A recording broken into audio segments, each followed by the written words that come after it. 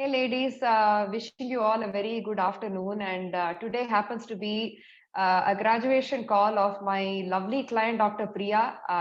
She and I have been working together for almost 10 months. And today we felt that she can be on her own. She has learned all the skills so beautifully well. She feels confident about being independent. And that's what we're going to celebrate today. We're going to look back and recount our journey together. Welcome to the call, Priya. Thank you, Shri Vidya, and congratulations to you for handling me for 10 months. Thank you. Congratulations to you. Kudos to all your efforts, Priya. So happy to see you at this space today. Thank you.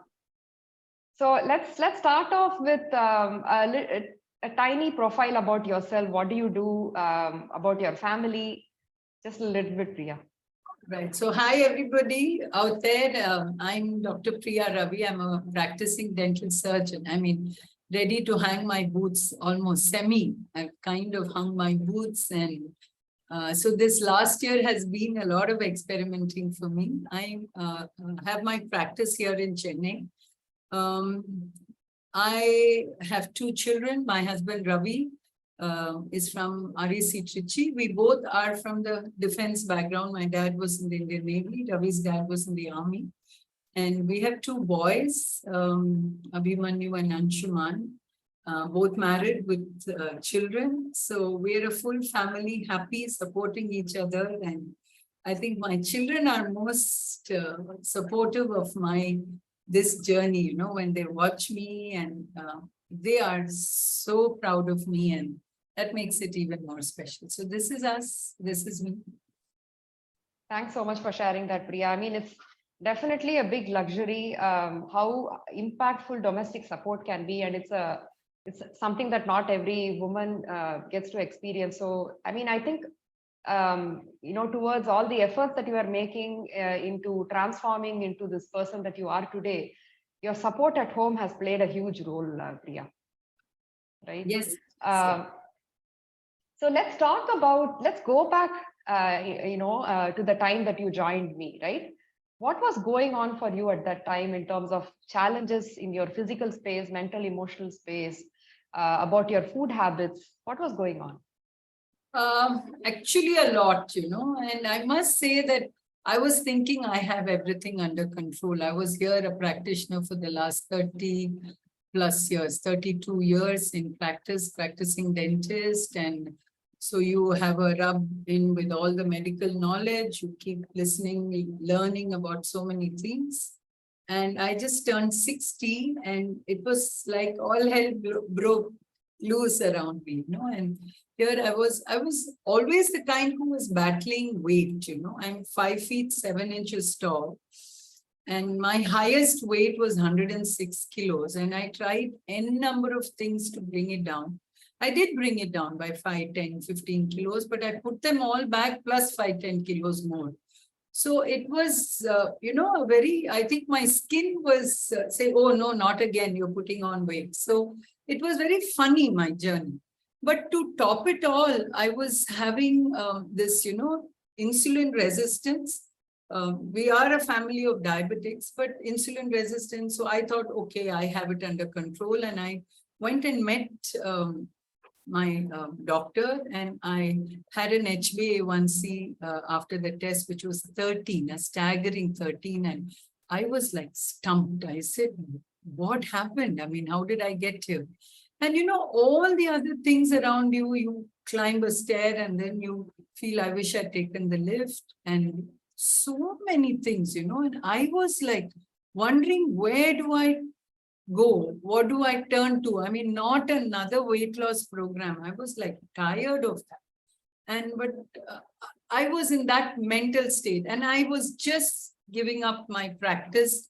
So, it was a lot of changes for me. Emotionally, I think I was very down.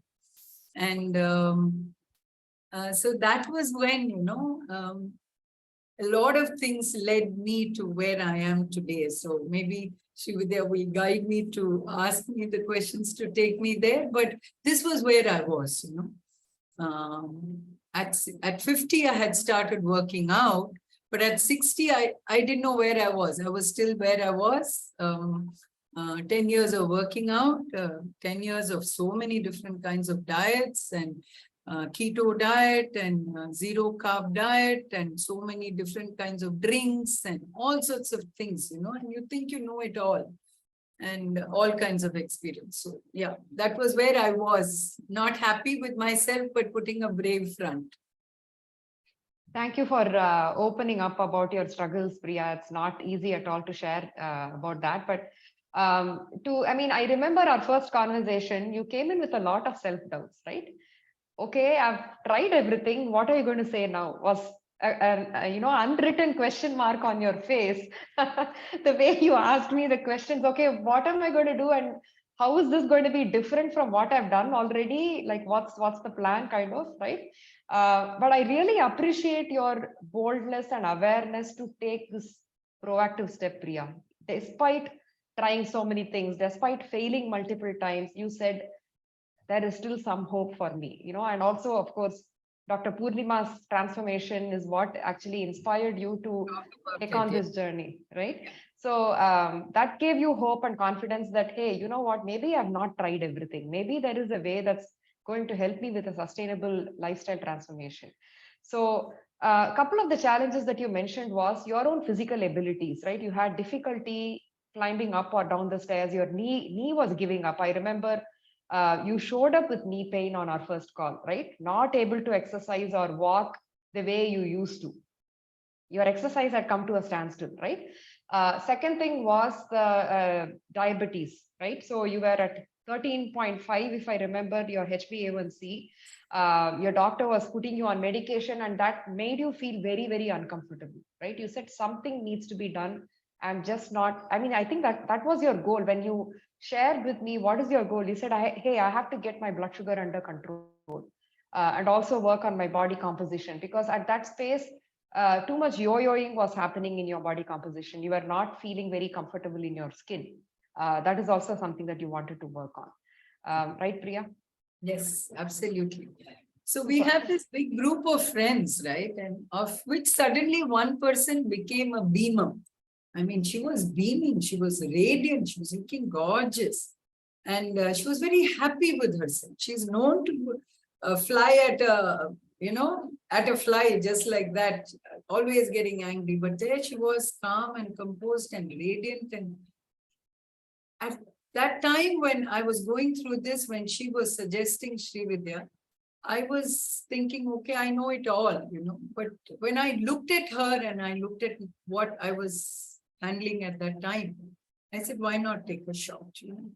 And with COVID, I had this terrible knee injury and I could not even walk downstairs. So I was helping a sick relative in the hospital and I was wondering, will I ever climb downstairs ever again? I have to keep waiting for this silly lift that would never come to this floor. You know, so I was like, they say, no, hopeless situation. Anywhere you go, you say, oh gosh, what am I going to do? But I was not letting myself accept that, unfortunately. Yeah. So sorry, Shivya. No, please. I mean, it's not easy going through what you went through, Priya, right? And I would like every woman to hear this. It is possible to change. You know, you want to dig into yourself, believe in yourself, pick the right path, and just keep continuing on, staying consistent with your efforts. And lo and behold, the transformation is definitely going to happen, right? So I wanted to ask you, so that was the trigger moment, right, Priya? Your own physical, mental, and emotional space, almost on the verge of giving up. That was the trigger which prompted you, and also Dr. Purnima's inputs about her own program that helped you kind of take this decision. Is that right? Yeah, absolutely. And she encouraged me to make an appointment, and I fixed a call online. And when we touched base, the way that moment when I decided, like, I was still not sure I was going to do this. So I was with you, I was listening to you, and I was thinking, okay, yeah, we know this, right? We've been there, done that kind of a feeling. But with something that you said about So why do you want to do all these things? You asked me a couple of 5 whys. Why this and why this and why this? And then it was like you were bearing me, completely. And I was scared of that. So that night, I couldn't sleep. I was thinking, here I am, 60 years, and I think, okay, we've gone through a lot in life. You know it, you've been there, and you quite understand. And here is this little girl who's asking you so many questions. And is there another thing that I need to do? Is there something that I need to look at myself closely? And is there something that connects all these things? And that's why I haven't fixed, which is why I keep putting all this weight back. I'm unhappy with myself. And I would keep crying for nothing at all. Something somebody would say, I would be upset. I couldn't say no to anybody. I was trying to please the whole world. It was not a happy place to be in. So, so I was actually confused, where here is this girl who's like 40 something. I'm 60, 20 years ahead of her. And will she be able to handle my crisis situations? Will she be able to give me help? Was that wallpaper on my mind, but I couldn't sleep. When she was opening me to myself, I was saying, and I woke up at about like 5 o'clock, and I woke Ravi up and I said, Ravi, I'm going to do this. And at that time, my niece was visiting, and she had become, she was very uncomfortable with who she was. So I was suggesting that she also meets Sri Vidya. And then she calls me and she says, Mommy, can we do this? So I said, Beta, let's just get it done. So, and I woke Ravi up at 5 and I said, Ravi, I'm doing this. So he was so asleep. He says, okay, do it. And he turned around and he went back to sleep. But at that moment, I felt a peace that I had taken a decision in the right direction, and I just thank God that I was given this opportunity. So many of us hear and watch and scroll through Insta and say, oh, this is an interesting post, and put a heart and a like or whatever and move on. How many of us stop and say, is this for me, right? So I thought that was profound. I could have missed it. Wow. Thanks for this feedback, Priya. So the first call, the questions made you self-reflect and piqued your interest around, hey, maybe there is something to what the questions mean to me. Maybe I've not really explored everything. Maybe there is something yet to be explored, and that is probably the solution I'm looking for, right? So somewhere it brought a lot of clarity around what you need to do, right, Priya? Okay, so let's talk about, mindset coaching is a big piece of our program, right? Because mindfulness is the foundation of the program, which helps you become more self-aware, understand what is going on. Because I think as human beings, we have the capacity to think, which we have not explored to the fullest potential, right? And I feel if we pause to think and reflect on what is going on around us, we are capable of making the right choices and decisions, right? So how do you feel your own mindset and beliefs were a challenge to your journey? Looking back, I just felt that since I had gone through weight loss different times at different people with different techniques and methods, I felt that I know them all.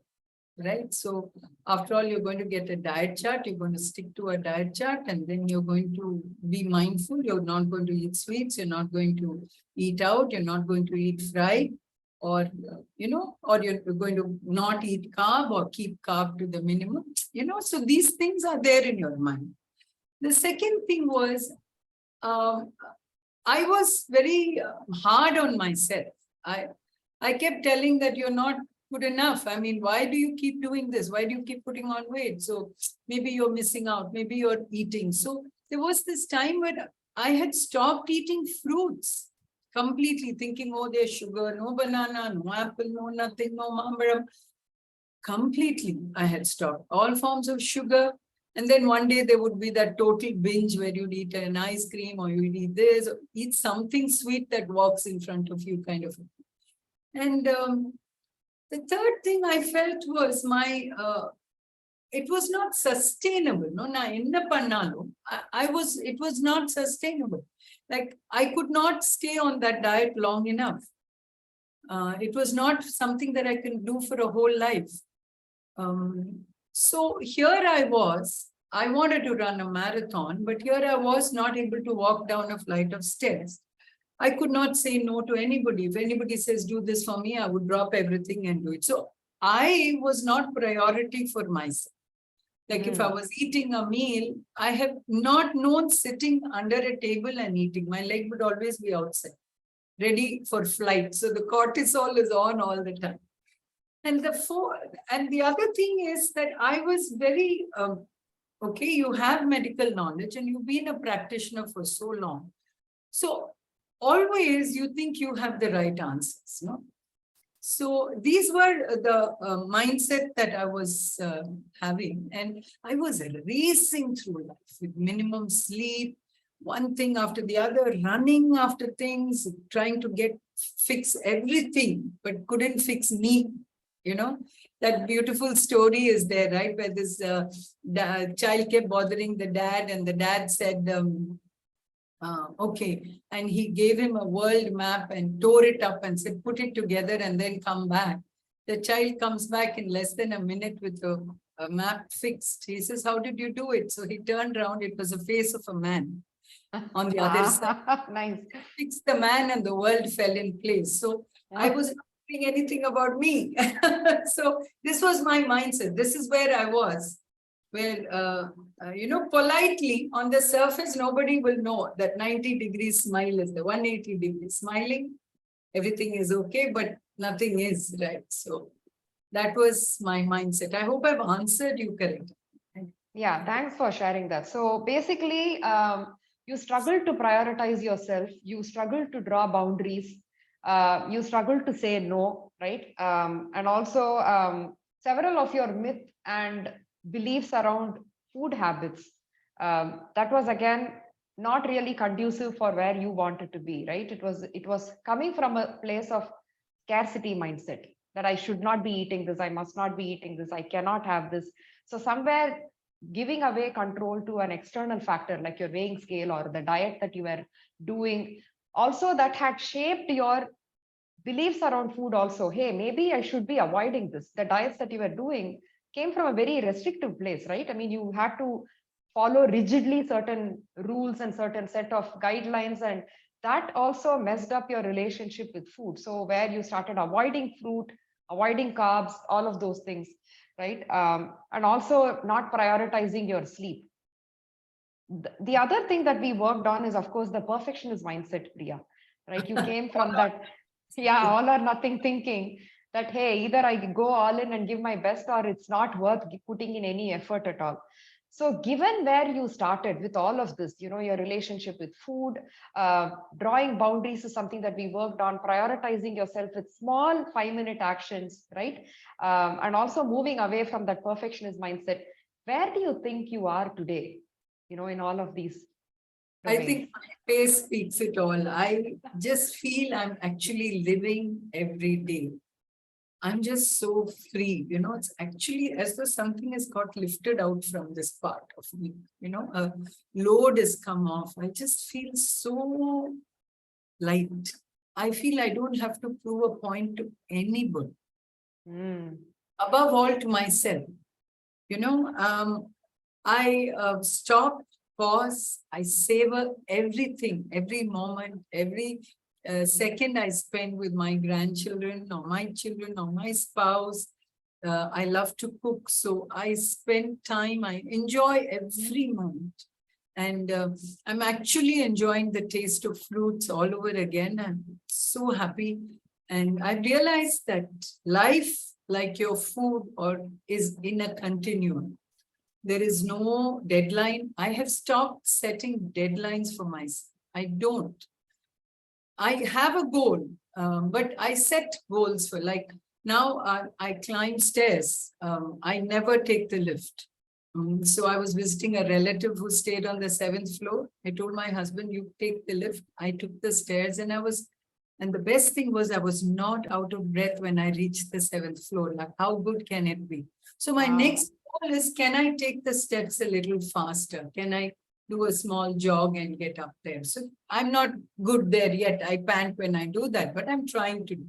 So what I'm trying to say is there are no deadlines. So I just improve myself every time and push myself to where I think I can go. And I'm very happy. And I'm able to tell people that, okay, this is what I can do. This is what I've got today. Today I have 100 calls coming in, but I know my phone is on airplane mode. I'm very happy. Never done these things because this is important for me, right? So I think in this 10 months, this has been a very big change for me. And I love where I am. I love where I am now, my skin, my body, my clothes. And when I opened my cupboard, earlier wearing a sari was a chore because I had to choose a sari where the blouse fitted. Now all the blouses are hanging like shirts. So I need a change, you know. I like that. Good problems to have, Priya. Right? Nice. So you've learned the skill of prioritizing yourself, understanding your stress load. Hey, what is the stress load for me today and how much can I handle? And learning to push back on activities that you cannot partake in, even if it is something to do with your family, right? So juggling priorities is again a skill that we worked on, right? Time management, planning skills, prepping skills, all of those as well. And also your 5-minute. Let's talk about the perfectionist mindset before we go on to the 5-minute habit. On the other side of the perfectionist mindset is expecting failures, right? It's okay to fail. So can you talk about specific skills that you learned to handle setbacks, Priya? I mean, there were plenty, right? Nothing is seamless. It's not going to be a linear graph from down to the peak, right? Lots of downs. So how did you handle the downs? What skills did you learn? See, the first thing was the pace that you set for me. That made it very easy for me. So the two things that stood out, you know, when I started this journey was I was waiting for a diet chart. Nothing came. And you made me aware that I am responsible for my activities so that at any time I can go back and learn, go back and start over, right? If I were to digress. So having said that, you set such decent goals and asking me and what made me choose. So from day one, I felt responsible for my actions, right? So that was good. But this failure bit, you know, I was totally zapped by how can I add so much protein in every meal? And I would fail miserably when I'd look at my plating every day or every week. I used to think, how can I do it? And that would make me feel small because I didn't do it, right? You're supposed to do it perfectly every time. As a doctor, I don't get chance. As a dentist, I don't get a chance to do the extraction over again, right? So I have to get it right. So that kind of spilled over me. So if you didn't do it right, you kind of say, okay, forget it. The whole day, I'm not going to put protein now. Or I'm not going to, you know, those kind of all or none principles. Okay, first meal has got a mess. Forget it. I'll just eat what is there. And I didn't bother to plan. So failing to plan was a bigger deal, you know. That helped me avoid these setbacks. The other thing was not showing up for my workouts correctly. Like I would think, oh, I'm going to do this. I'm going to do that.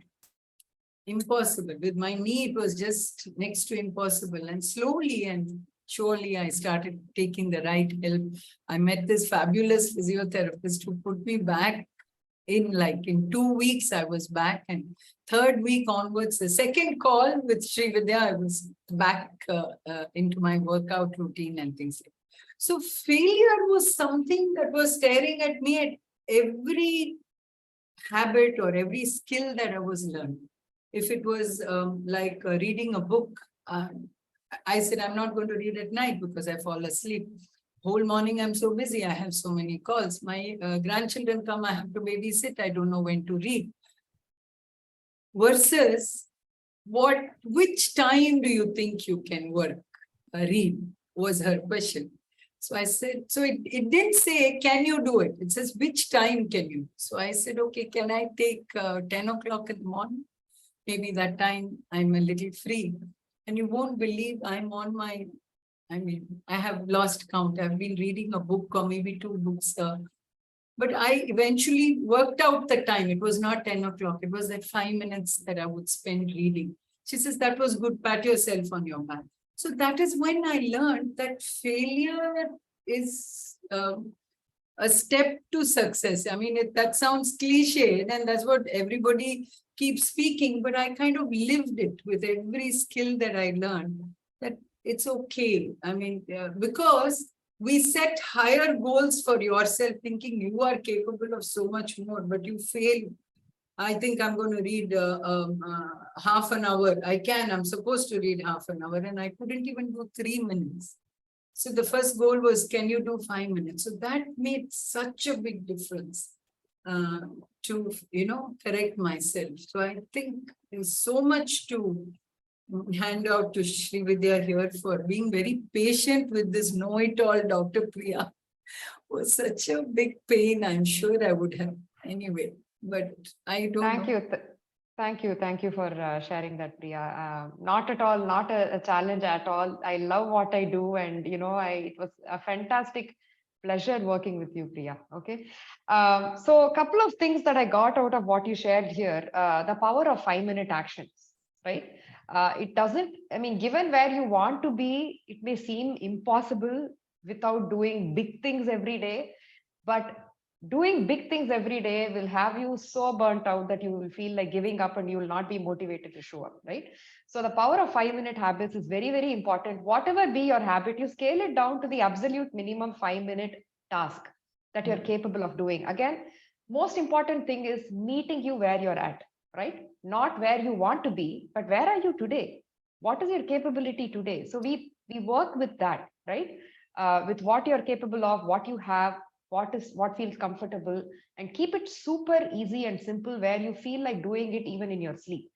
I mean, that is what built your self-belief and confidence, right, Priya? I remember a couple of weeks into the program, you said, hey, you know what?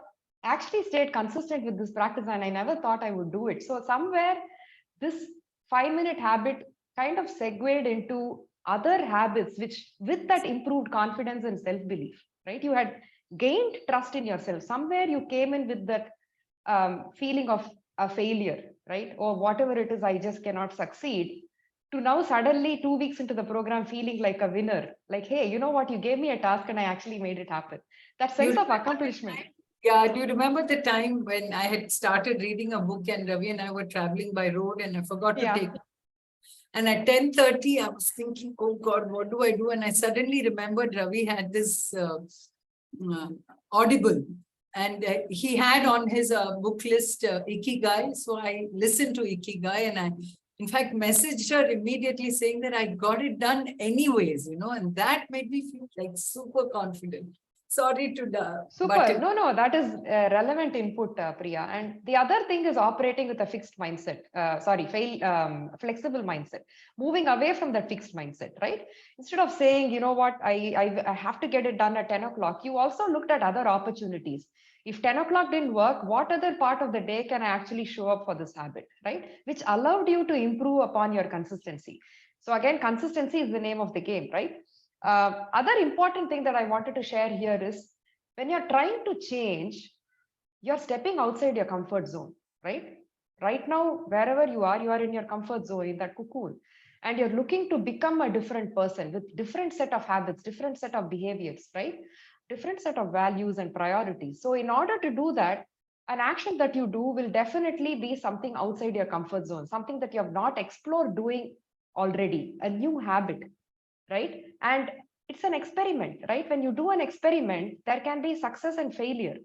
It's absolutely okay. You're not going to win all the time. If once you put on that experiment hat, it's okay to fail, right? And when you fail, it's going to teach you to operate with that growth mindset, seeing it as data and feedback that something you did not work. And then you're able to think, oh, why did it not work? What happened? What were the challenges? So then you and I put our heads together and thought of a different way of approaching that problem. Right, Priya? So many mindset changes here, moving away from that fixed mindset, being operating with a flexible mindset, moving away from all or nothing thinking, instead thinking of always something, scaling down the practice when everything is going really haywire around you, or even allowing yourself some rest, taking a break, right, is absolutely okay too. You don't have to keep doing things or keep doing more. Again, that is something that we taught you. You are like I don't know what to say. You're like this person, like an ever ready battery, constantly on the move. Sometimes you had to tell yourself, hey, you know what, Priya, it's okay, you don't have to do anything, you can rest. I think that was something that you learned to take a back seat and say it's okay to take a nap or rest or not do anything, right? And of course, stepping outside your comfort zone, allowing yourself to do that. Let's talk about this other skill that we incorporated, which is operating with self-kindness and self-compassion, Priya. Right from the beginning, that was the name of the game, right? Being kind to your faults, being kind to your mistakes. How exactly did this skill help you through your journey?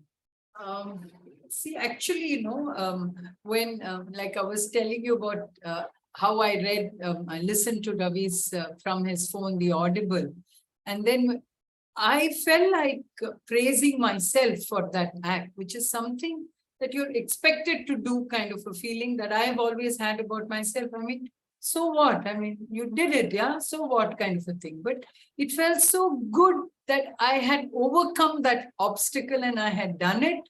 So when I could afford to give praise to myself, felt like a revelation that after so many years, you needed that pat on your back and you're looking and, Srividya's answer was not said, oh, or a thumbs up. She was like ecstatic when she said, my God, what a fabulous way of thinking and doing this, getting it right. I mean, awesome, great show.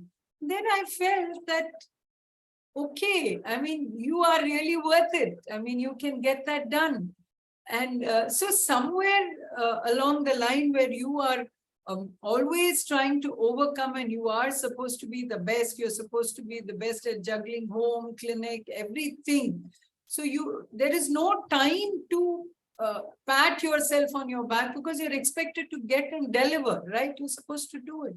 So what's a big deal, So you get into that and then with menopause and you go through all that, then you start thinking, is this to be praised? I mean, and then small things, every little thing, like when I would put up a nice plate and, Srividya would not say great plate. She would say how beautifully you have seen the plate and you're trying to incorporate more protein and more veggie. So I was thinking, oh, is that a skill? Is that right? And I'm a typical vegetarian who cooks egg but doesn't like to eat egg. And I was thinking egg is such an easy way for breakfast and how I kind of worked on different aspects. And then she would say, it's so colorful and beautiful. So I say, oh, so you did it right. So it was not one day, but it was what you didn't expect, I mean, you did something out of, you think, okay, the paneer lam, why don't you just do this? Or why don't you try it?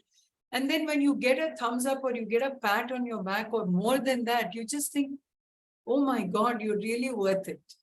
And so it boiled down to that I was losing my self-image so much in all this grind that I had to overcome it step by step. And my own habits were making me feel better, tofu was a big no-no for me because I couldn't handle the smell. But then when I learned to prep it and I learned to make a dish out of it and actually stomach it and actually like it, these things were victories for me every day. If I were not able to buy and keep anything that I'd like to eat, so when I was hungry, I would reach for a fruit. and slowly break that dependency? Or is it thirst and not hunger? Should I reach for a bottle of water instead? So small things, it gave me a confidence to try these small things over these small victories that you had. So I think life is not about these big things or this huge weight loss that I have done or anything like that. But it's about these small things that I can look back upon and say, wow, I mean, you could do this again. You can do this every day, That's what I think made me feel very, very good, portion size. So these days, I'm not embarrassed to not complete my plate. Sometimes the eyes are bigger than the stomach. So you kind of serve yourself more, but it's okay not to eat it. So I put it in a box. Either I keep it for the crow or I keep it for eating it later. I'm not thinking, oh, am I wasting food? It's better out than in, right? So I've learned to be watchful of all these things. And I think that is a big win for me. I think my thoughts are tumbling on each other, but this is who I am today, Everything is so beautiful. Very well articulated, Priya. I mean, definitely, I think one call is not enough to recount everything that we went through. There were just so many skills that we worked on, but you captured the most important ones. Most important thing being accounting for your small wins. I mean, that is a skill, right? Learning to look at different ways in which we may be progressing, not just bound by that scale, right? Beyond that, how many different ways are we progressing in terms of your mindset, your beliefs?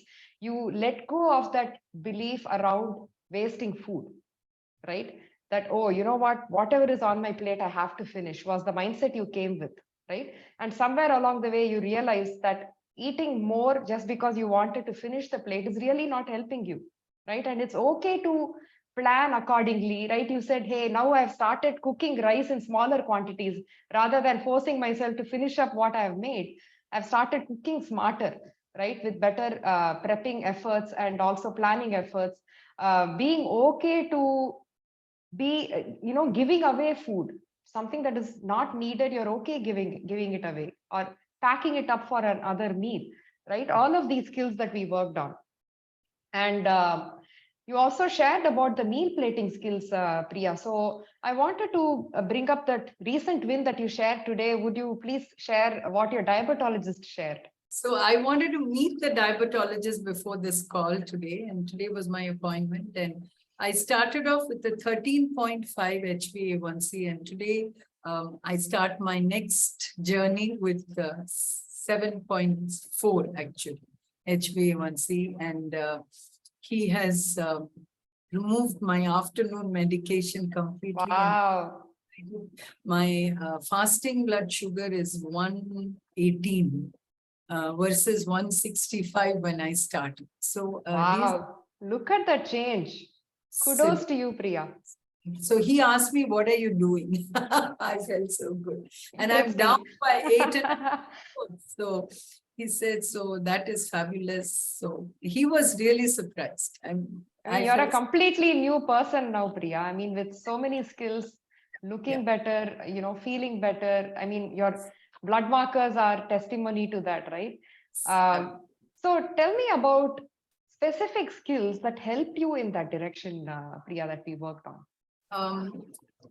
Funny that you see, the main thing is, I remember, of course, one is all this plating techniques, trying to serve yourself. So initially you think, okay, I started serving a lot of vegetables, and then you have these portion controls that you are taught. I mean, that gives you indications. So you choose, you put your fist over it and see. And then I started thinking, I'm taking in far too much of vegetables. I mean, one doesn't, because you're thinking of weight loss or you're thinking of plating, you don't want so much of rice, then you end up putting more vegetables in. That also becomes like stuffed. So I realized it's not about stuffing yourself, it's about enjoying what you eat. So that was one thing that made such a difference. So when I realized what is the food I really enjoy, what is it that I like. So I started making more of that. And then I would eat So even if you eat a little, you're done. You feel so good. Like my grandson said, done, Priya. So it's like that. I'm done. So even if you have a nice urlakaranga roast, I should know that urlakaranga roast I will eat. But can I have a vegetable or a salad in lieu of that rice? Because that urlakaranga roast is a carb, a high carb. So these kind of awareness, So once you serve your plate, what normally happened to me is my mind is racing to the next appointment. My mind is thinking, what next, what next? So your food chewing and swallowing is also racing to match that speed of your mind. So when I learned this particular skill, that was a game changer. Two big game changers. The first was, till 2 months, I was just saying, okay, let me see what she's going to make me do. Let me see what she was going to make me do. And I would, put my things together. Around the second month, there was no big change I was feeling because I was looking at weight loss and things. My t-shirt felt just a wee bit loose. So I said, is this actually working? And then I said, forget it. Let me just trust this routine and do what she tells. So that day I said, remove my thinking hat and let me not also think when she's doing the thinking. Let me just listen to Srividya. So at that time, she was just Srividya. She hadn't transformed into Srividya, the coach for me. My, the person I can just lean back upon. And that day, everything changed for me. That was my first biggest change. The second game changer for me was, I said, stop racing and eat slowly. So when I stopped that, I would keep the phone away. I'd not do all these 100 things of planning, things like that when I'm eating. I'll sit down and look at my plate and enjoy eating it. That's when I started eating slowly. So these two things were the biggest thing. So I realized I could smell the ghee in my food. I realized I could smell the vegetable that I was eating. I could taste the vegetable. Otherwise, it's just one haldi smell or namak or spice is what you taste. But I was tasting the vegetable. I was enjoying the black kauni rice that I was eating. I was enjoying the curd. I was enjoying the rasam. I was enjoying my meal so much that I could never finish my plate. So this mindfulness and eating slowly was the biggest game changer. The first was trust, letting go. The second was to be mindful, slow, and enjoy. Savor, right? Why don't you enjoy every meal? So every meal is something I look forward to, and I only eat when I'm hungry. I don't eat because it's time to eat. Like sometimes I'm so happy full that I think, okay, I just maybe have a coffee because I love coffee and I'm done. So I think this made a big change for me. It's different for different people, I guess. You've got to be calm enough to stop all the noise around you for you to listen to yourself. I used to wonder when she used to say hunger cues. What hunger cues? Either you feel hungry or you don't. Satiating. I mean, do you feel fullness cues? I said, what is that? I mean, isn't just the burp going to show you you're full? Now, I mean, it's such a delicate balance and you're able to discern it. I am. And I'm so glad that you opened my eyes to it, Srividya. Thank you so much, Priya. So definitely the mindful eating techniques seem to be the game changer for you, right? Understanding eating when you feel hungry. Again, noticing that very important thing that you brought out is you don't have to stuff your plate with so much stuff in order to satisfy your hunger, right?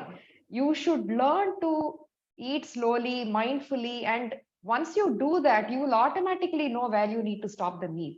We are aiming for satisfaction and not necessarily fullness. I think that was the big game changer for you, which automatically drove the portions that helped you feel satisfied, right?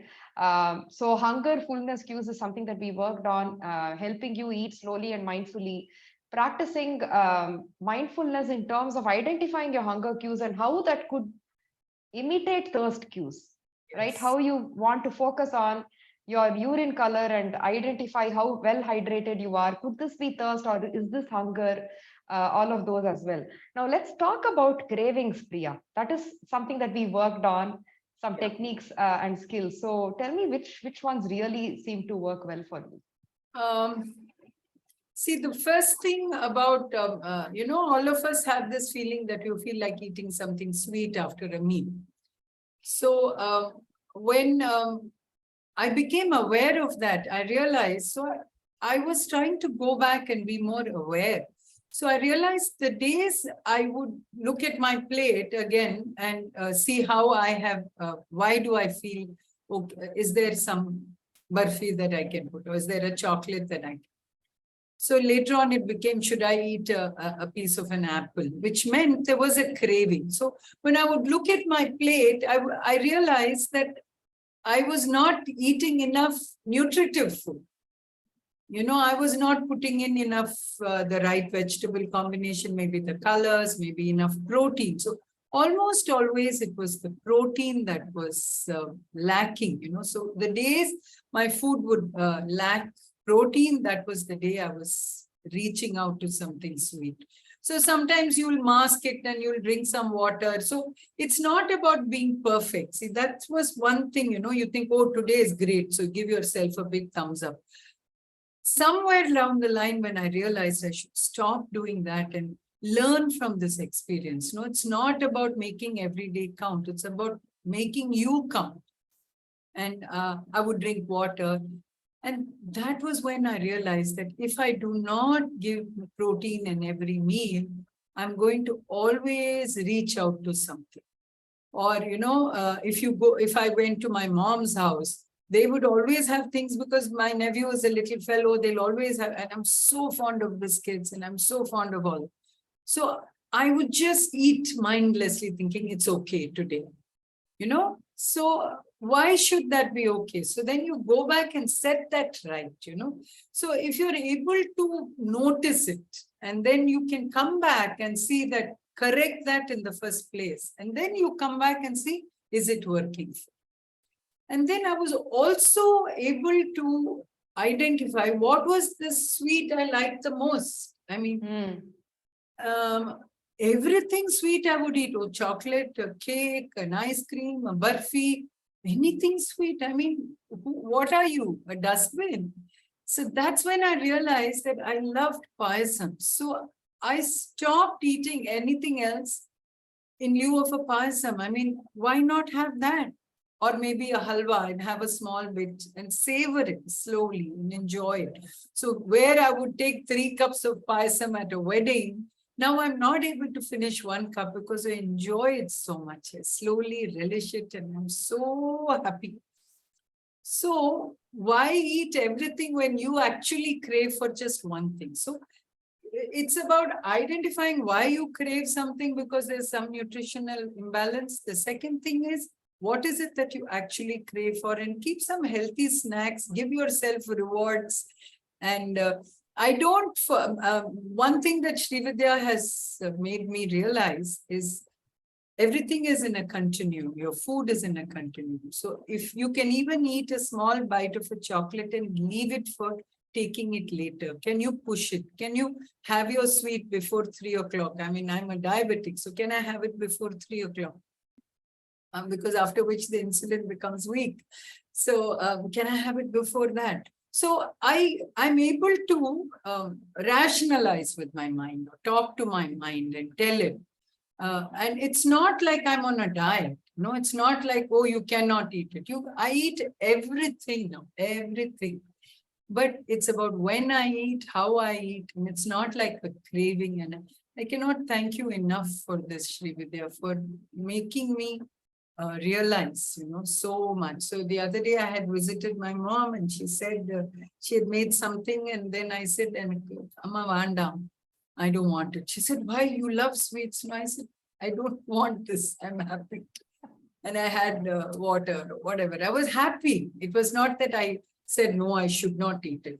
I said, no, and Vandam. So it is not about one particular thing that happens, but it's a series of things that you allow yourself to go through to find your actual need.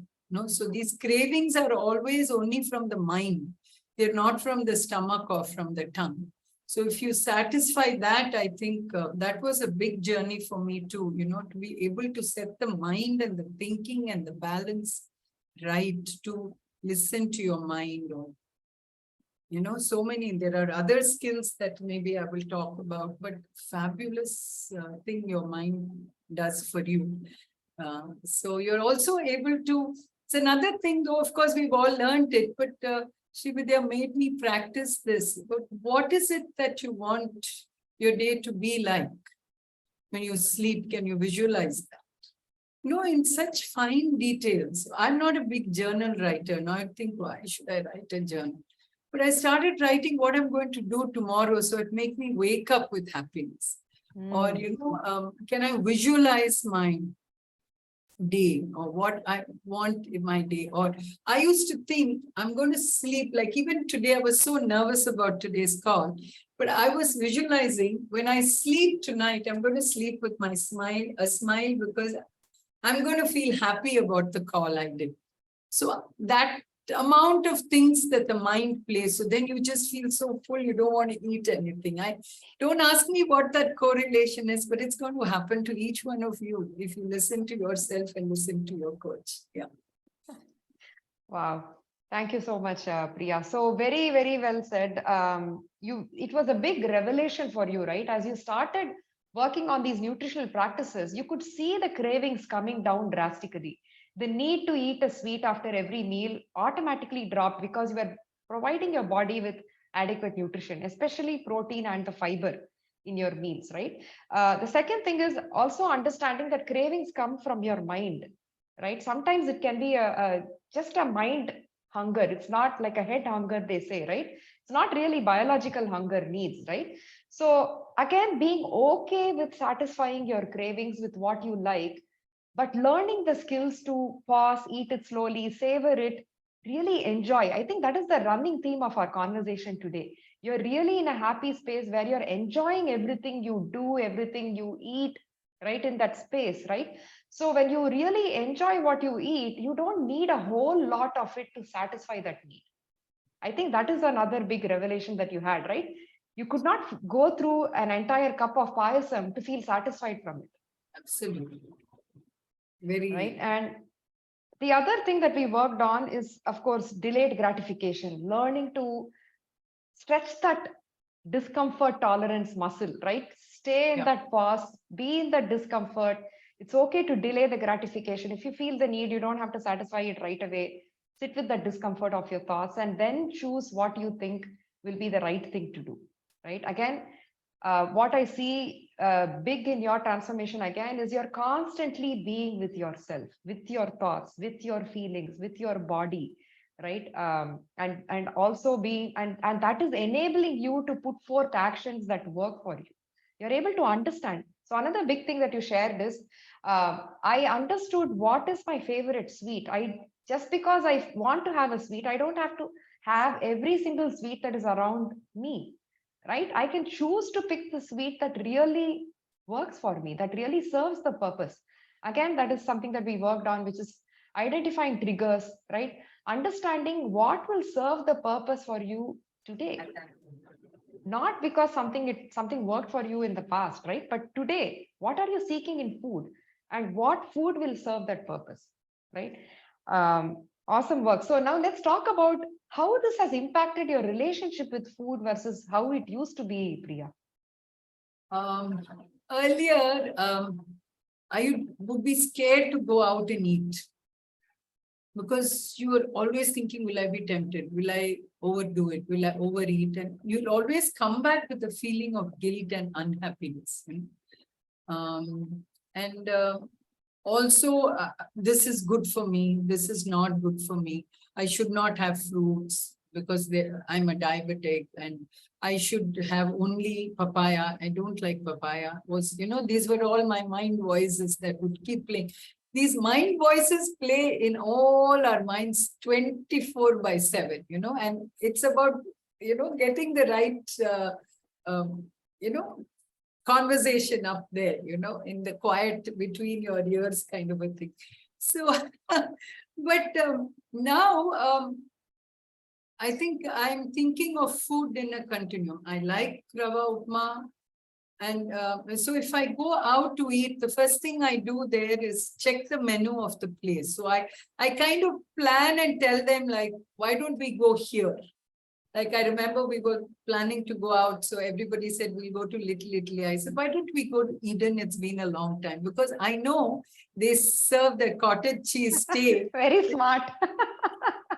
Just paneer and vegetables and a lovely sauce. So I said, why don't you have this one? And I changed, the whole family went there and we all had a good time. But I enjoyed that cottage cheese steak and I realized I couldn't finish it. So you can actually, so you can exercise. Earlier, I would always say, let the family choose. So I said, let me choose. I want to go here. What about you? Because the menu suits me. Or if I did go to a Little Italy kind of a place, is what are the salads they're serving that day? So I'd start with the salad. So I'm not fussed. I can even manage a spoon of pasta because I'm full. Like, I'm happy full. And it's not that you're trying to block your sensation. So you can eat it. You can even have a spoon of tiramisu if that's your kick. But I started manipulating the places where we'll eat so that the menu works for me. And also when I go for all this sadhyas or the chapad kind, it doesn't have to be rice, you can serve the purposely in the place of the rice and eat the rest because that is where the taste is, and have a little bit of rice if you want to. So I started doing all this kind of juggling and realizing that's where the taste is so that I can have my payasam. So I set my rules, so that was the game changer. So now I look forward, like yesterday we went for a Sangeet. First thing is I made them open the food early because I didn't want to eat at 9. I was hungry. I said I would eat. And they were serving jalebis. So everybody said, let's have. And so there were about 7, 8 jalebis in everybody's plate. So I told myself, I can buy jalebi anywhere, anytime. These days, jalebis are available here in Chennai, everywhere. And the best is in Sri Mithai near my house. So whenever I want, I can go and take it. But, they kept saying, hey, you're not eating sweet and all that. I took a small bit and I just kept it in my mouth. And I think I tasted the jalebi more than all of them. Because they kept eating one after the other. And I just had that one and I felt so good. And, you come back not gloating, but you just feel, well done. I mean, you enjoyed your meal and you came back. So these days, the meal is not the highlight of an event. It's the relationship and the function that you go for, which is the highlight. I'm not always thinking of the food or how I'm going to eat it or things like that. So that's so nice, isn't it? Because it's about people and relationships more than the food, really. So I don't know if I've answered your question. Simply wow, Priya. Seriously, not easy just having a bit of jalebi and being okay with it, right? So what I notice here is your choices are coming from a space of abundance rather than deprivation, right? You're not feeling deprived, like, oh my God, an event, yes, let me just go and binge eat at that event. You're saying, hey, it's available anywhere. I can allow myself to eat at any point in my life. It doesn't have to be today. Let me still taste it and not deprive myself and eat what, again, you're using what makes you feel good and happy as the driver behind your choices. Correct. Right, Priya? Like you said, you set your own rules. I mean, it's not like a set rigid thing like this is how you should do it. Whatever makes me happy is what I will do. And how empowering it should feel for you, Priya. Light. Nice. Okay. So right now your relationship with food is great. You're not coming with any kind of guilt or shame from eating something. You're just allowing yourself to eat what you like, eating it slowly, being very happy and really savoring it, right? Now you brought up an important point about how your mind voice is constantly talking, right? That's one of the first things that we worked on, which is pausing, noticing your self-talk, lifting up that empowering, enabling voice and dumbing down that self-critical judgmental voice. So how do you think this worked for you your entire journey? I think that, as you rightly said, that has been the thread throughout, when I tell myself, like now I keep small things that you tell yourself and notice. So there are a couple of skills that were at the fag end of the program that were, I realized that these things are what keeps it sustainable. That's the key of noticing what you feel, emotions. Like there was this particular time I remember that it was on my birthday, and I said something and Ravi said something, and I kind of blew my top, and then I said, why did I do this? So I kind of stopped myself and went back and worked it out. It was not what he said, but what I had in my mind that he should do was what made a difference. So I went up to him and I apologized, and I said, see, this is not what, it didn't come out the way it should have. This is not what I meant. This is what I said. So he normally my husband, if he gets upset, I mean, it takes hours for him to come back. He just say, leave me alone. But maybe the way I spoke to him and I said, this is what I felt when you did this, and this is what I've been wanting to do. Is it okay? I mean, I'm sorry, I'm sorry it came out like that. So when he realized that I was genuinely upset and I was trying to get that, then he said, which I thought was the biggest win for me, is he said, I felt that this is what will make you happy today. So I had planned this for you. So it became so beautiful, that actually set the tone for my whole year, that I could just speak out and get it sorted, So it is not about them, no, it's about how you have reacted. See, invariably you hear their anger, you don't see your action.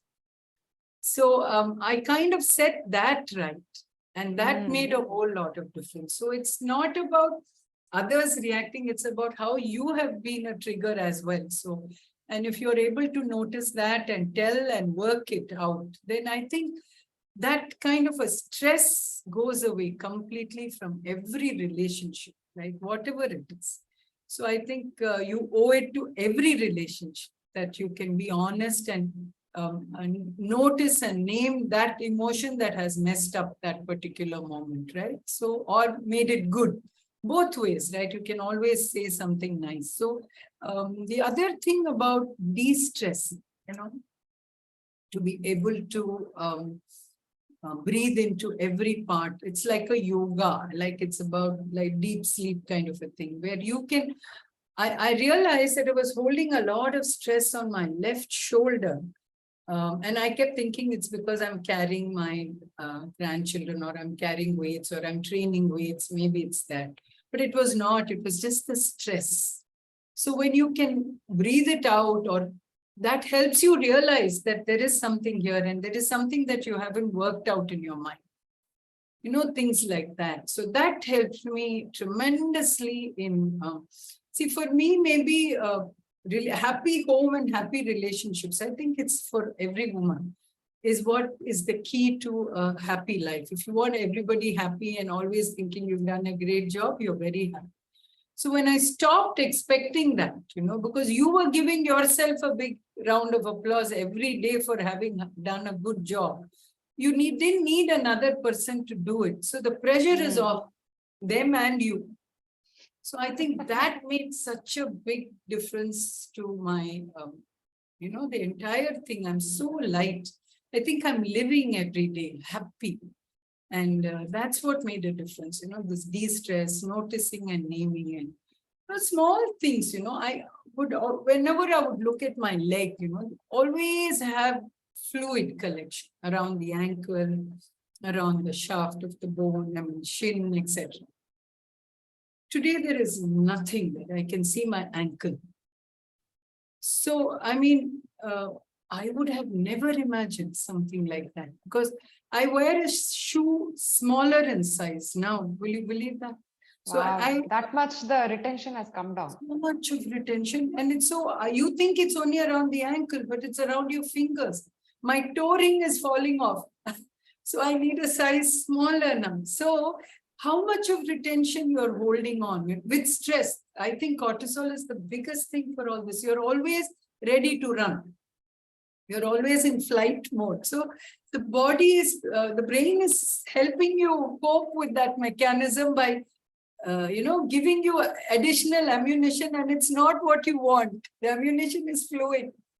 You don't want it. You don't want that bloat. So today, I'm actually able to see my end. I'm able to wear a size smaller. So, in fact, so much so, my exercise, my not able to walk, I'm basically a person who loves to run and walk always. So today I walk every day. Today I went for a blood test, which is about 3.5 kilometers away from home. I walked this morning. And I said, why should you take the car, right?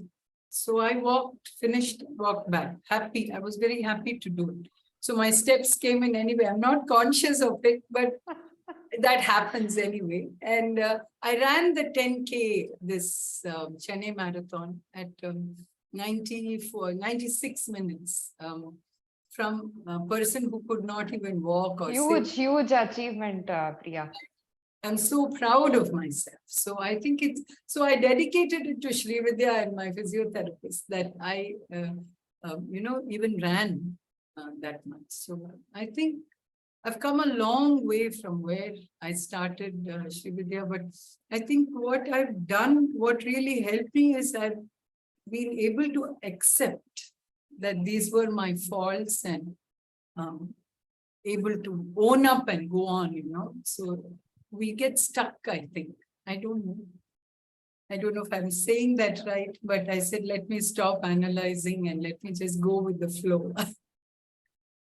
Nice. Wow. So some of the skills that we worked on was relating to de-stressing, mind-body scan, working on noticing and naming. And I think that's what you talked about, this scenario where it helped improve your relationship with Ravi. How you noticed that it was that realization moment for you where you had probably said something and then you went back, right? I mean, all of this was possible because you were present with yourself, present with your thoughts, feelings, and actions, right?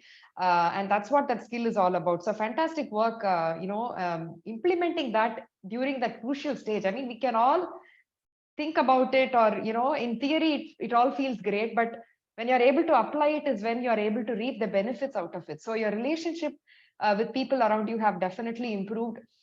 You've been able to also improve your fitness levels, from consistently showing up for your walks, training for your runs. Once you, of course, started feeling better, your endurance improved, your cardiovascular capacity improved. Kudos to you on the 10K run. It's not easy at all to run non-stop from where you began. Again, this is humongous transformation, Priya, and I'm so super happy and proud for you. Now let's talk about your sleep habits, Priya. That is something that we worked on, right? So if you can tell me what really helped you. So I think God has made women with this feeling that we are super women, so we can do everything. So you can also manage with as little as 5 hours of sleep or 4 hours of sleep or 6 hours of sleep, whatever. So it's not the timing that I'm talking about, but I was a person I'm a morning person. I like to wake up before the whole family. So I get a lot done and then I wake up the family kind of. So, oh, great. So I stopped being all that, and I think when that was one work habit or a skill that I had to work on. And it was one of the last ones that I chose because I thought, what's the big deal? I sleep anyway. But I had lost a lot of weight from 106 to I had come to about 88 when I started this program, but I was plateauing on that. I did lose with portion control and a lot of things. I kept losing weight, but that change happened when I started sleeping better. So when, how do you lead to your sleep, a routine to sleep? I mean, one would think, why would you do that, So I said, okay, because my waking up time is fixed. So which means my sleeping time has to be fixed for me to get in 6 hours or 7 hours. I said, okay, let me start with 7 hours of sleep. Let me step it up to 7 hours. So which means I had to fix my sleeping time, which means I had to put off my phone an hour before that. And a lot of my work involves me talking to the team and different people after hours, after everybody's work hours. So all I did was, for people who are working, I shifted those timings. And for the others who don't work and they're work home moms, I shifted my timing. So I started putting my phone away early. And, small routines like a skincare routine or listening to nice old Hindi songs or whatever, old songs, and things that would make me calm, and maybe initiate. So what happens is, if you are looking at your phone, your spouse is also looking at their phone. So you'd think, okay, why should you take that extra trouble? So we started talking to each other about what our day can be like, what should we plan. So, so many little things that you want to share, and then it goes away into the recesses of your mind because you're so busy, you forget about it. So that worked so well to work on our friendship all over again.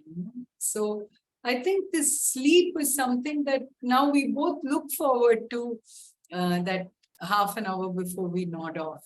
Like the other day, I think I slept at 9. I think after the Bogi day of Pongal day, 9, I slept, and next morning I said, I'm not setting an alarm. And I woke up only at 6:45. I felt like, let me run a marathon today, kind of.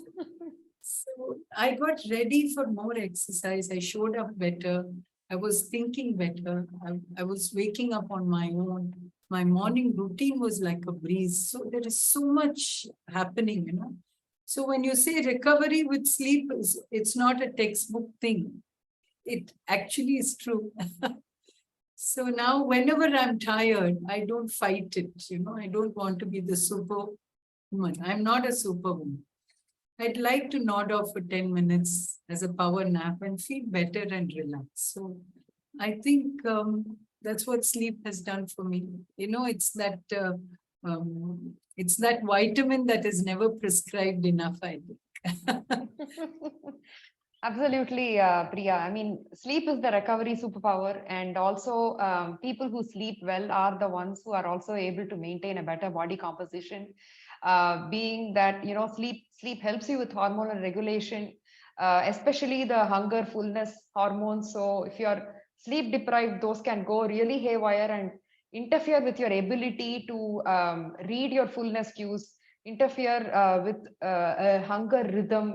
Everything goes haywire. So very well said there, Priya. And it also helped with your energy levels, boosting your mood, your spirit through the day, ability to handle so many things. Again, sleep is something that pieces everything together: your nutrition consistency, your ability to exercise, your ability to manage your stress and regulate your emotions. All of these important parts of your lifestyle, sleep is something that actually helps you with. So thanks for sharing that you're really reaping the rewards from sleeping better. Now, let's talk about your relationship. The relationships that we worked on was relationship with your food that we talked about. How about your relationship with the scale today, Priya? How is it better from where you started? Like it's always looking downward. I like that. But I know there is going to be a time where it's going to come to a place where it's going to reach a balance. And from there, it's going to work on maintenance. So I'm okay with that. Very okay. But I know it's not just the number on the scale, because I know it's going to be down because of what it does to me. When I wake up better, I'm able to push. When my trainer says do 15 counts, I'm able to push to 20. So you're doing better. Your clothes are loose. You're looking for a change. In fact, we do this before after pictures. The trousers or the pants that I took the picture in doesn't sit on me, so I cannot take pictures in that anymore. So I had to do away with it. So I think so when these things happen, I know that the scale is going to be less. So why don't I focus on these things more, or my skin, the way I'm looking? So more water, more better sleep. And do you sleep immediately?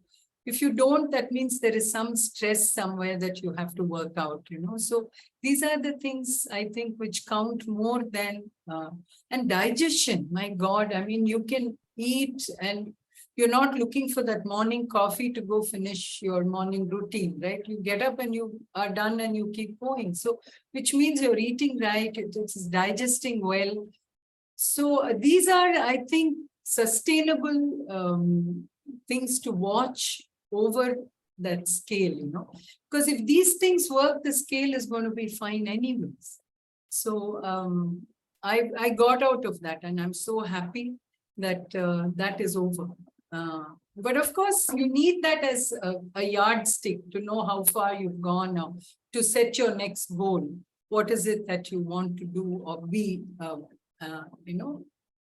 And that's the way I look at the scale. I mean, if that is the scale. Super. So a scale is a very important measure, absolutely. But only fixing on the scale as a progress marker will have you demotivated and will make you feel like giving up, because it's not going to move as fast as you expect it to, especially in a sustainable journey like this focused on habits, right? So again, looking at non-scale victories is a skill. The ability to look at all the different ways in which you are progressing, that tell you your body is responding, is very, very important. And also taking the scale number with a pinch of salt, right? Understanding that there are so many factors that go into it, and not really look at that one particular marker, but stepping on the scale, reflecting what could have happened that contributed to that number on the scale. Maybe you had extra carbs, or maybe if you're someone who's on a period, you can go through bloating. Are you really stressed? If you're sleep deprived, you can go through bloating. So, and again, not stopping there, but thinking with a growth mindset, that what is it that I can do today that will move me in the right direction. I think that's a very, very important step. And you also learn to look at all of these non-scale victories to tell you that you're moving in the right direction, right, Priya? Now let's talk about your relationship with your body, Priya. How did that change over the time?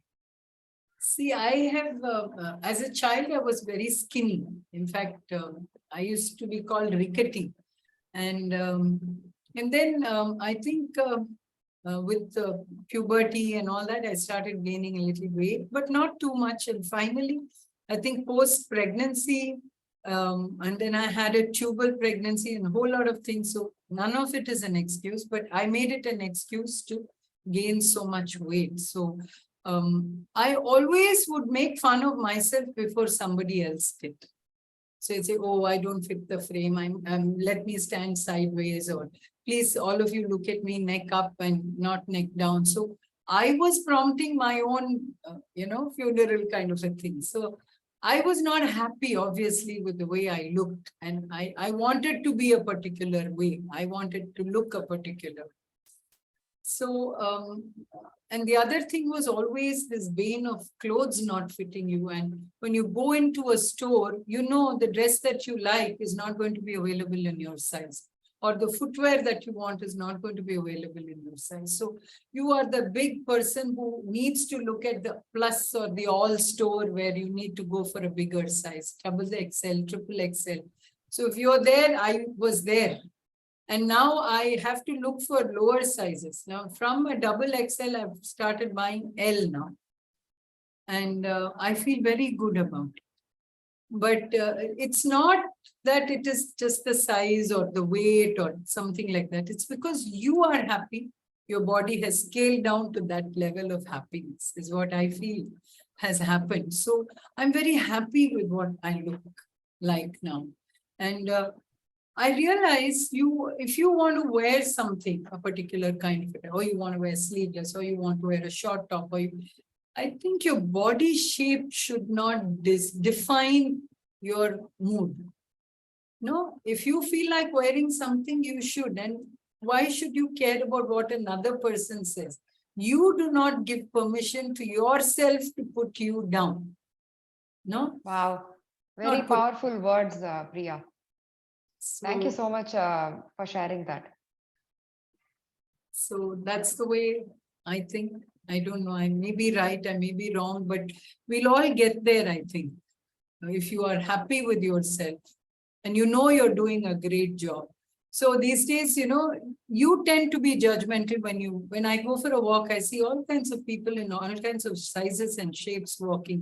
Earlier, I would be judgmental. I'd say, oh, this girl is heavy, she should do something, or not realizing what people are saying about you. So now I think of myself as a work in progress, and so are everybody else, because you don't know what their battle is. So I just feel all of us are work in progress. So I just look at the smile and keep going. So when you stop judging everybody, you don't worry about others, right? So I think I'm in a happy space. I am happy that you put me here. Wow. Very, very powerful, Priya. I mean, you stopped judging yourself, you stopped being critical about yourself, and that actually reflected in the way you approached other people, right? You're looking at yourself as a work in progress, and so is everybody else around you. Maybe they're all at different parts in their journey, right? Somebody starts at a 0, somebody's at a 10, somebody's already at a 20, right? It doesn't matter. The point is we are all in our journey, and we are all here for a particular reason. Maybe people don't have the capability to prioritize themselves at this point in life. Who am I to judge them about it, right? So fantastic work there, Priya, in sharing openly and being very frank about your thoughts and feelings there. It's not easy at all. As a woman, we go through so many body image issues because of the pressure that society puts us through, the social media or the internet images of women you put, like fit women, you see women showing their muscles. Rarely do people who are fit actually walking with such muscle definition. It's not realistic, right? So in parts, we all owe our current conditioning and beliefs to all that we went through as a child, as a teenager, the body shaming and all of that. So it's not easy at all to discuss that, and I really appreciate your openness there, Priya. So now let's do this. Our program is all about deep health, right? So we work on physical, mental, emotional, relational, environmental, and your existential domains of health. So you're going to tell me, I'm going to name the domain. You're going to give me a number from on a scale of 1 to 10, where you are today versus where you started, Priya. Shall we do that? Absolutely. So physical domain, give me 2 numbers, Priya. I'm feeling like 9. I may have started with a 4. Absolutely right. Wow, you remember the number. Yes, you did start with a 4. You're today at a 9. Wow, that must feel really remarkable and amazing, Priya. Yeah. Mental space, where did you start with? Where are you today? I think I must give myself a 10 here, because I'm really happy where I am today. And I think I started with a 5 or a 6 and 5, I think. Not sure. Emotional domain, Priya, in terms of stress management, ability to regulate your emotions. See, I probably didn't give you the right number when I started, because I would break into a sweat every time I had to do something. And I would think it's hormonal or it was the weather, but it was nothing. Today, I don't sweat at all. I'm going to give myself a 9 here. I think I started off with maybe 3 even. Very bad. Relational domain, Priya, in terms of relationship with yourself as well as people around you. Give me 2 numbers. I may have started with a 7, honestly. I'm at a 9 now. I'm good. Yeah. Environmental domain, in terms of having a conducive environment for your goals. I mean, we also here, I have to bring this up. We worked on shaping your environment also, right? Keeping trigger foods away. So if you can tell me, where did you start with earlier and where are you today? I started with 2, because everything was available and, accessible too, but I may have given you a 5 when I started. But, a non-committal 5 for everything. But I think I'm at 9. I think I'm at 9 now. I'm working there better. See, more than shaping your environment not to reach out, you should probably shape your environment positively on what you should reach out to. That is what I need to focus on. So that's why I'm giving myself an 8 or a 9. Yeah. This is fantastic. I mean, these numbers are over the top, Priya. Awesome work there. Talk about existential domain. So again, working on yourself is definitely going to improve the sense of value, purpose, and meaning that you hold about yourself, right? And so I mean, in a way, existential health is something that improves automatically when you work on all of the other parameters. It's very, very closely interconnected. So tell me how you feel about your life today versus how you felt 10 months ago. I'm feeling very happy in this space today. I'm very confident. I think I have, it's very sad if you don't have a goal in life, you don't know where you're going. And that was where I was. I was retiring from work, and I helped my husband build our business. So I didn't know what my role was over there, and my health was failing. I was not looking what I wanted to look like. And, this was where I was, versus today, I'm very confident. I know I'm going to work very well in all domains. And wherever I'm lacking, I'm willing to accept it, learn, and move on. So I think that is the biggest thing that I have got for myself. I've got my self-confidence that I can handle any situation and go from there. I'm going to try new things. Ravi and I are leaving for Andamans the end of the month, and we're going for snorkeling. They said Wow. So I said, we have no health issues, so we should go for it. So it's something new. I'm scared of water. I barely swim. I do swim, but we're looking at that. So I would have never done something like that. So, things like that, I'm willing to try and willing to live each day as it comes. So I'm not going to be hard on myself. And I know there is so much more to learn, and I think we should help other women so much to gain confidence so that they can be in this space. We are capable so much. So 2023 seems like literally a year where you're testing the waters, right? Starting with the Andamans. Andamans, and of course your 10K run, Priya, very, very remarkable. I mean, it's kind of like you're experiencing the fruit of your efforts that you put in 2022, right? Like it's all coming together now. So happy for you. So existential domain, what number would you give yourself now, Priya? I don't know. What should I give? 9? Your call. I mean, it's how you feel. So I'm happy. I'm very happy with it. Maybe I should give myself a 10. Nice. Okay, go for it.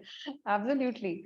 So let's talk about what was an aha moment for you while working on your transformation, Priya? I think when I was taking those pictures, once in 2 weeks, we are supposed to take our pictures so that we know and scale ourselves. More so, I think, so that you don't focus on the scale, but look at how you look and how the clothes fit on you.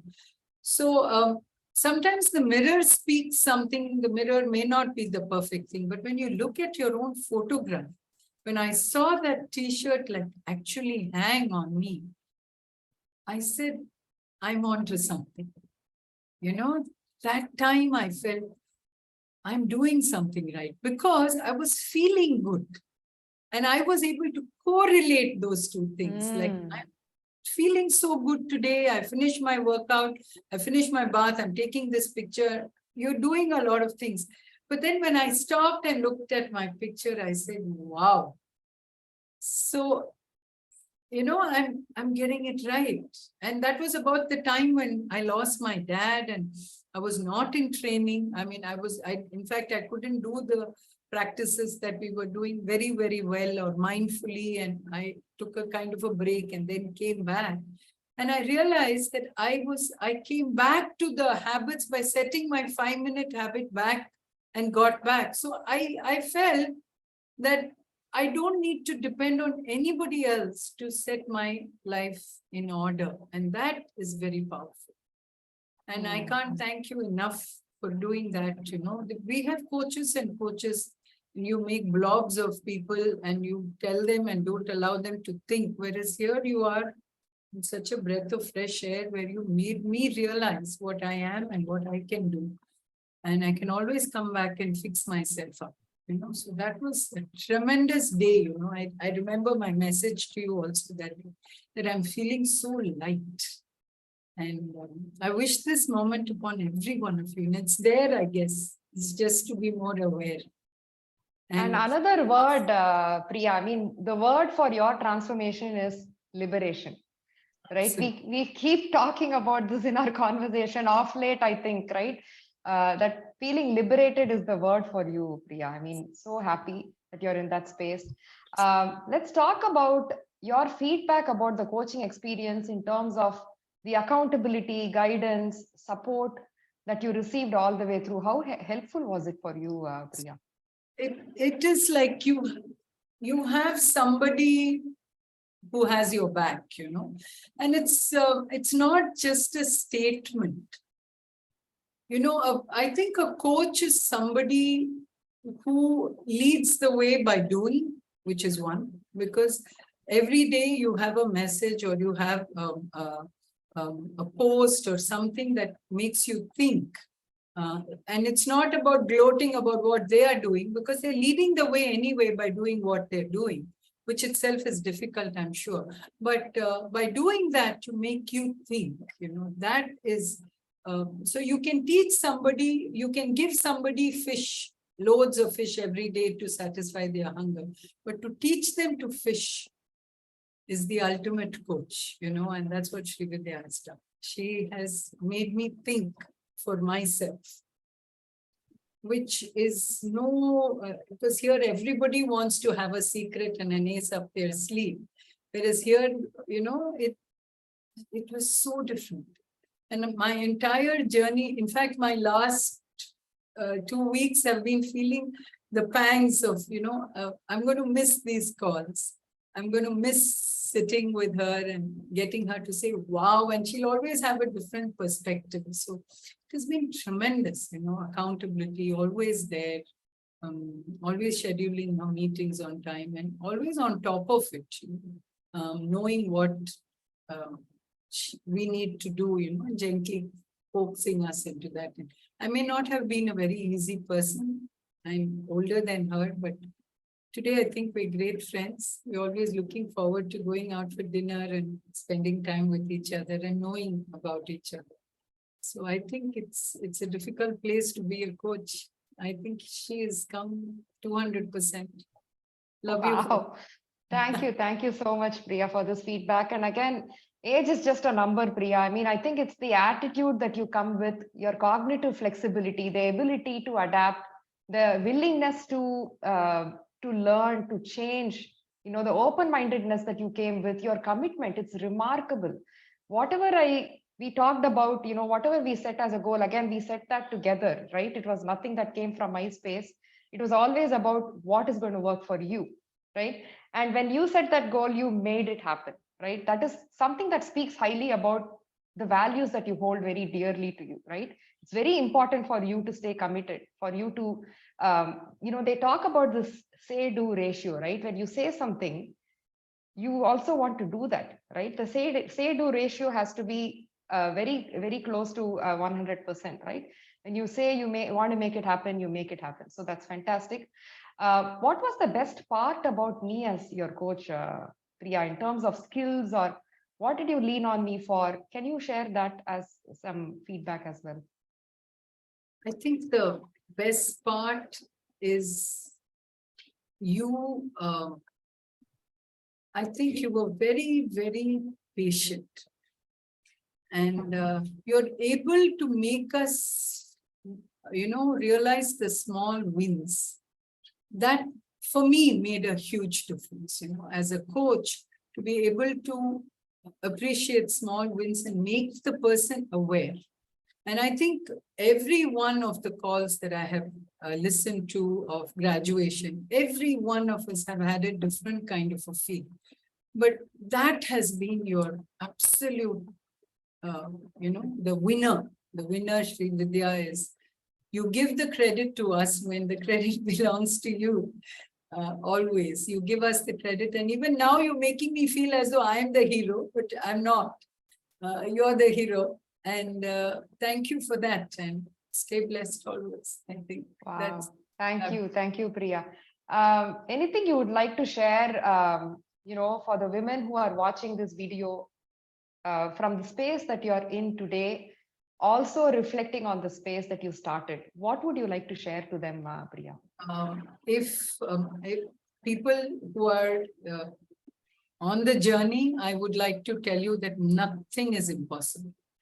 So whatever your goal you set out to achieve, you're going to achieve it. So that's a given. So trust yourself and trust the process. And above all, have a coach. If you do not have a coach, then you're not accountable to anything or anybody, least of all to yourself. So I found that being accountable to somebody makes your journey fruitful. And for those of you who are thinking, I mean, you're looking at this and thinking of, do I need something like this? The fact that you're listening itself shows that you do need it. But having a coach is something that is, it's not available for any price that you're going to pay. And that to a person who's willing to give so much, it's priceless. So don't underrate that. The other thing is, don't overthink this weight loss jargon. It's not a big deal at all. So don't overthink it. Just jump into it and you'll feel so good about it. And third thing is, be honest with yourself. So don't try to fool yourself that you don't need this. All of us do. Some of us need it for calm, peace. Some of us need to de-stress. Some of us need just to live well. Some of us need for health reasons.